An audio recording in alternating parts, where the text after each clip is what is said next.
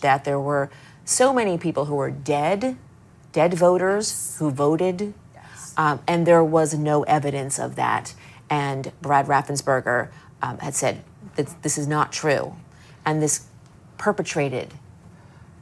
continued to perpetrate and continue to talk about. It did. And when did the former president learn that that wasn't true? When was he first told, no, you can't say that. That's not accurate. We don't have anything to support that.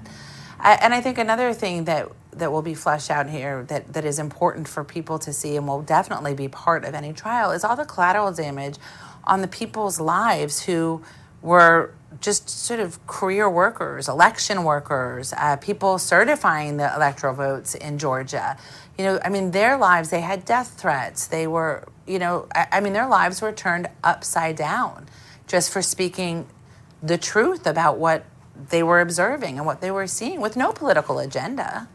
And if you think about all the people who were at the Capitol that day on January 6th, Absolutely. Whose lives are forever changed, some of them experiencing violence that, has taken a hold of them, and just either they have PTSD, they can't come back to work, or they have physical ailments.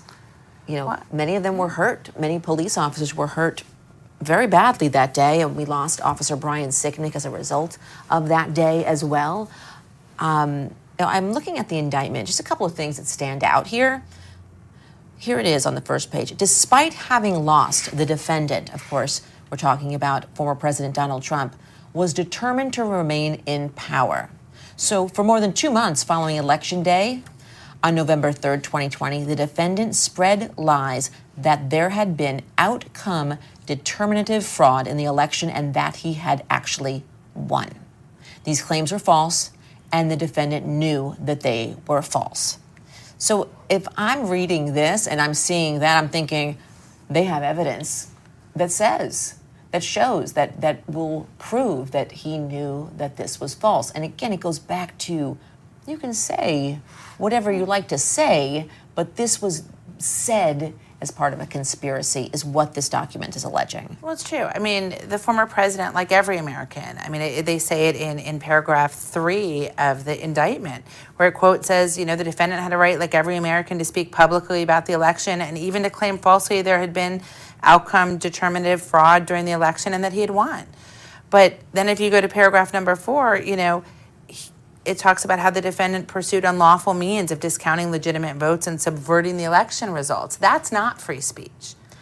Yes. When it goes from free speech of sort of saying, well, I was the winner, I should have won, to actually using the free speech to it's just two different things. It's, you have free speech, and then you are saying things and subverting outcomes and saying things that aren't true, and engaging in this conspiracy to overturn a legal election. And that's what is the crux of this indictment. It's not about free speech.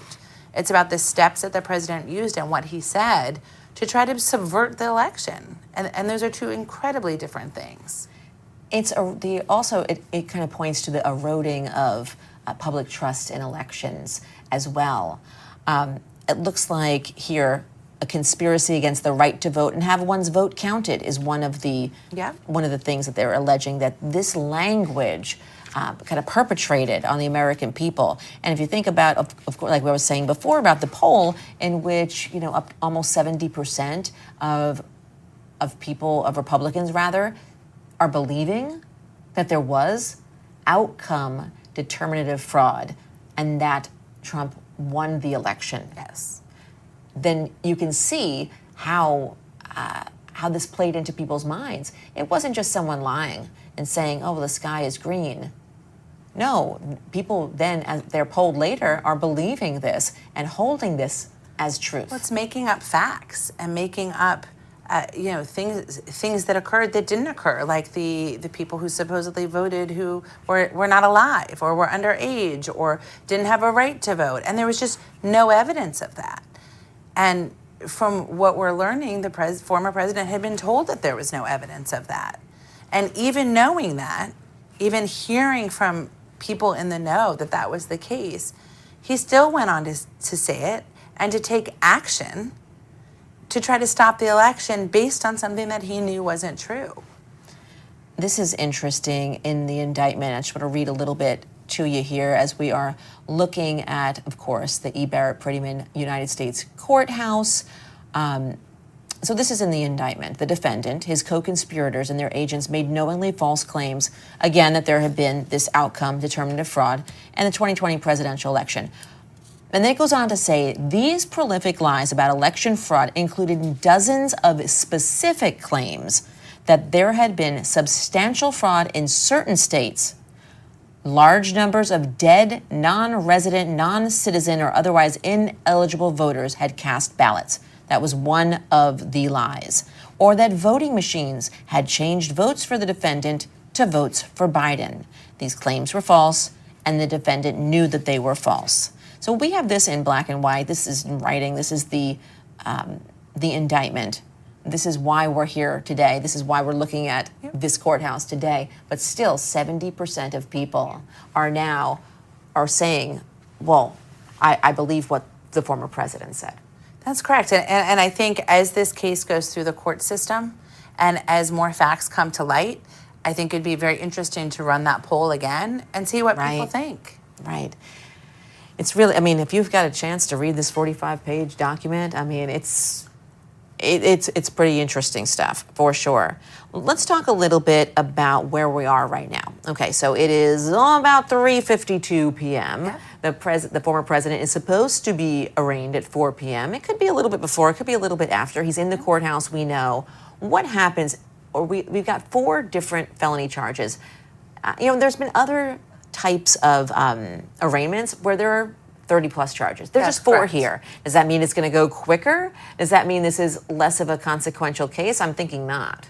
No, it definitely does not mean that it's less of a consequential case. Quantity doesn't necessarily, mean quality. Although the other matters are incredibly important as well.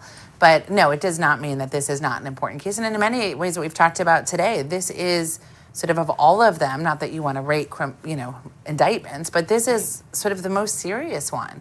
I mean, this is the one that really goes to the bedrock of our Constitution. Well, let's take a little bit of a break and we'll come back because there's a lot more. We haven't even scratched the surface with this. There's a lot more to talk about, and certainly the former president is inside that courthouse. So we'll come back and we'll talk a little bit more. You're watching Local News Live.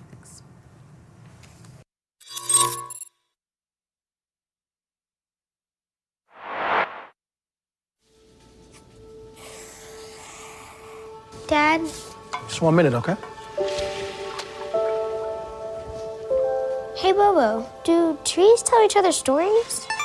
I'm sorry. I'm afraid I don't know that. Hey, why don't we go find out?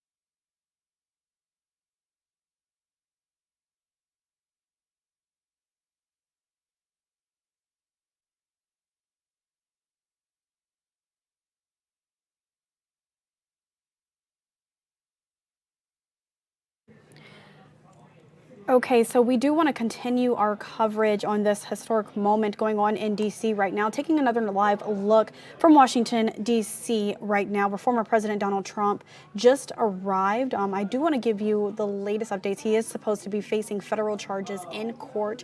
And of course, our coverage continues on this.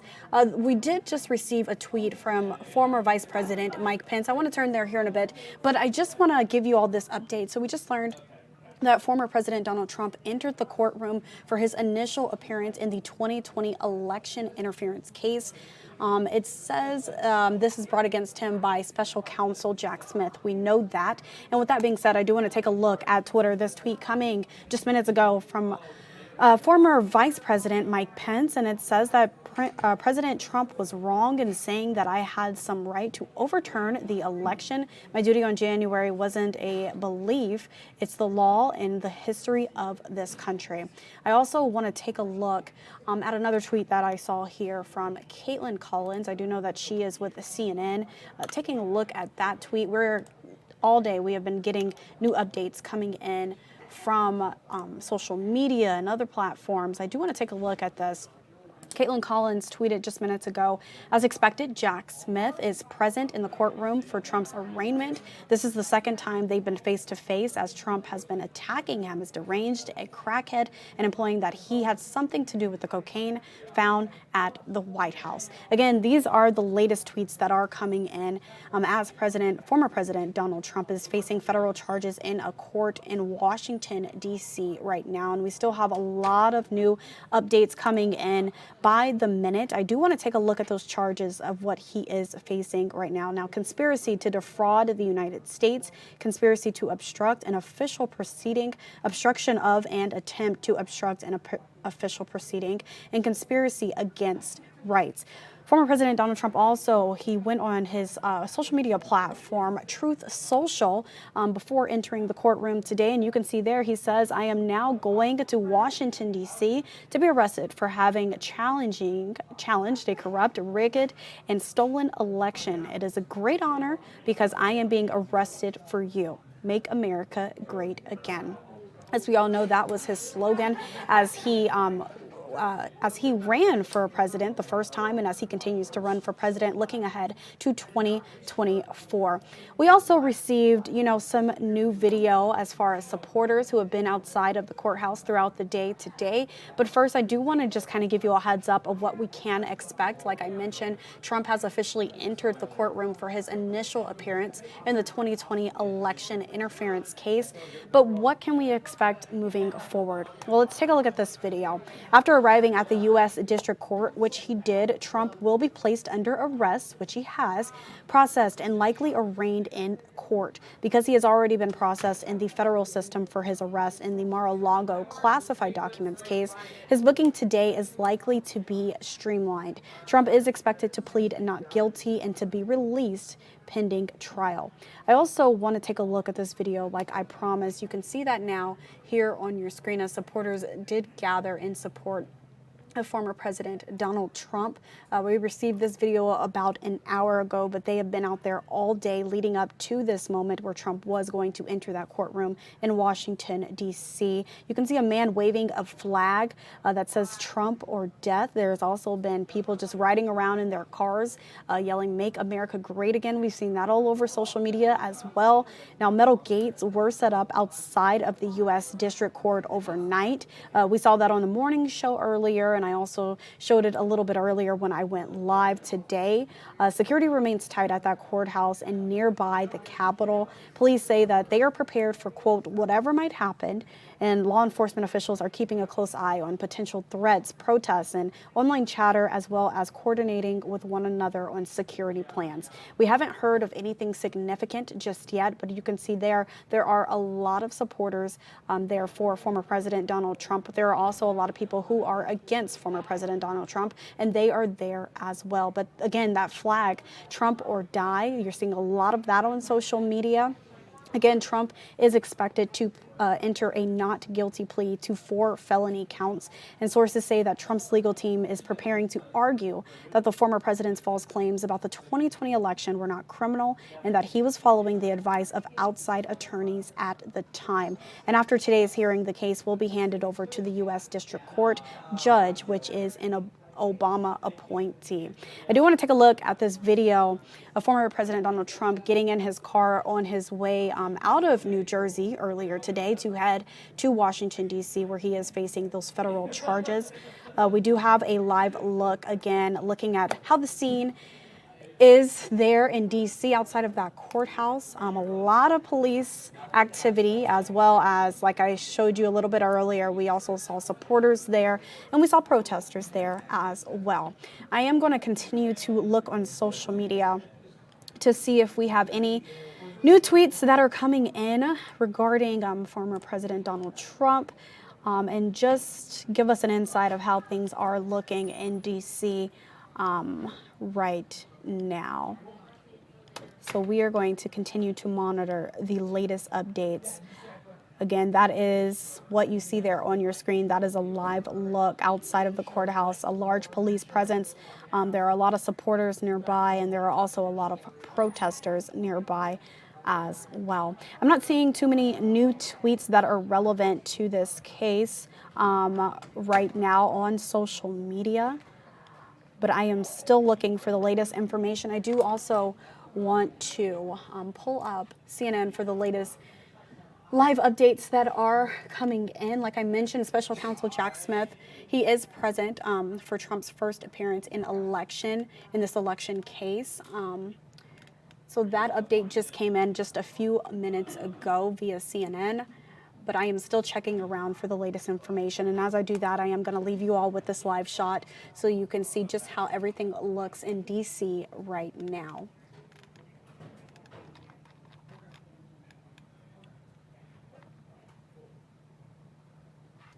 Okay, so not seeing too many updates coming in right now, but I do want to again take a look at the charges the 4 criminal charges that former President Donald Trump is facing: conspiracy to defraud the United States, conspiracy to obstruct an official proceeding, and obstruction of an attempt to obstruct an official proceeding, and conspiracy against rights. This is the 3rd time that Trump has been placed under arrest and arraigned in court in 4 months. He is expected to plead not guilty and be released pending trial.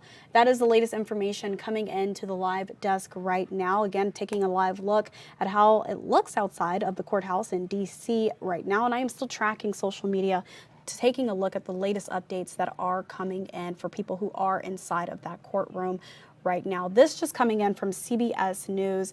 We do know that former Arkansas Governor Hutchinson calls on other 2024 GOP presidential candidates to condemn Trump.